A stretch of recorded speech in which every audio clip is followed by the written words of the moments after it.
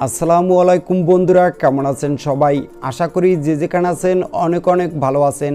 বন্ধুরা, আজকের ভিডিওতে আমরা আলোচনা করব Redmi K50 Pro এই ফোনটি নিয়ে। এই ফোনটি কিছুদিনের মধ্যেই চায়নার মার্কেটে লঞ্চ করবে রেডমি। ফোনটির কিছু হাইলাইটেড বিষয় হচ্ছে এই ফোনটিতে থাকবে স্ন্যাপড্রাগনের 8 Gen 1 ফ্ল্যাগশিপ প্রসেসর।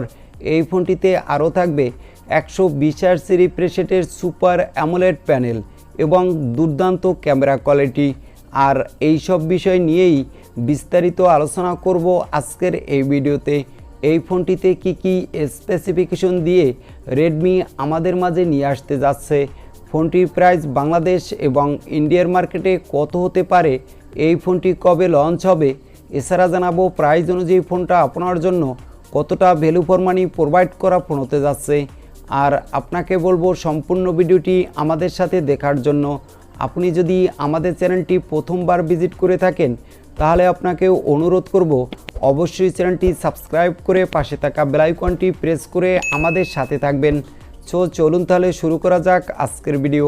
সবার প্রথমেই আমরা আলোচনা করব এই ফোনটির ডিজাইন ও বিল্ড কোয়ালিটি নিয়ে। এই ফোনটির ব্যাক সাইডে ব্যবহার করা হয়েছে ট্রিপল ক্যামেরা সেটআপ। সামনে থাকবে মিডল পাঞ্চল কাটিং ডিসপ্লে। ফোনটির সামনে পিছনে উভয় পাশে ব্যবহার করা হয়েছে গ্লাসের প্রোটেকশন। পেয়ে যাবেন ইউএসবি টাইপ সি পোর্ট, তবে এই ফোনটিতে কোনো 3.5 মিলিমিটারের হেডফোন জ্যাক থাকছে না।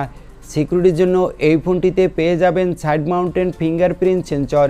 এই ফোনটিতে আপনি 2টি সিম ব্যবহার করতে পারবেন, তবে এই ফোনটিতে কোনো এক্সট্রা মেমোরি কার্ড স্লট থাকবে না।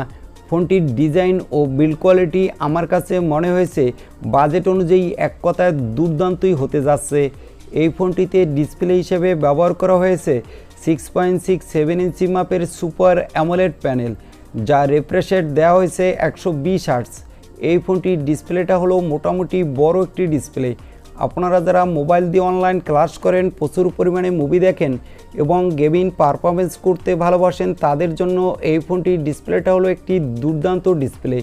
এই ফোনটির ডিসপ্লেটা হলো HDR10+ সাপোর্টেড একটি ডিসপ্লে। ফোনটির ডিসপ্লে প্রোটেকশন হিসেবে ব্যবহার করা হয়েছে কর্নিং গরিলা গ্লাস 5 এর প্রোটেকশন। এই ফোনটির ডিসপ্লে ব্রাইটনেসও এক কথায় দুর্দান্ত, যার পিক ব্রাইটনেস দেওয়া হয়েছে 1300 নিটস। তো ফোনটির ডিসপ্লে কোয়ালিটিও আমার কাছে মনে হয়েছে ভালোই হতে যাচ্ছে। এই ফোনটির চিপসেট হলো স্ন্যাপড্রাগনের 2022 সালের সবথেকে latest flagship chipset Qualcomm Snapdragon 8 Gen 1, আর এটা হলো 4 ন্যানোমিটার আর্কিটেকচারের একটি চিপসেট। এই ফোনটির প্রসেসর হলো অক্টোকোর আপ টু 2.50 GHz। এই ফোনটির জিপি হলো অ্যাড্রিনো 730। এই ফোনটি আপনি মার্কেটে পেয়ে যাবেন 4টি কালার ভেরিয়েন্টে।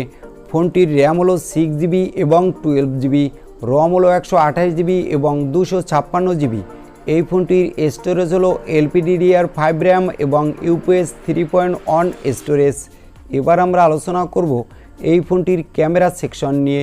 ফোনটির ব্যাক সাইডে ব্যবহার করা হয়েছে ট্রিপল ক্যামেরা সেটআপ, যার প্রাইমারি লেন্স হলো 64 মেগাপিক্সেলের।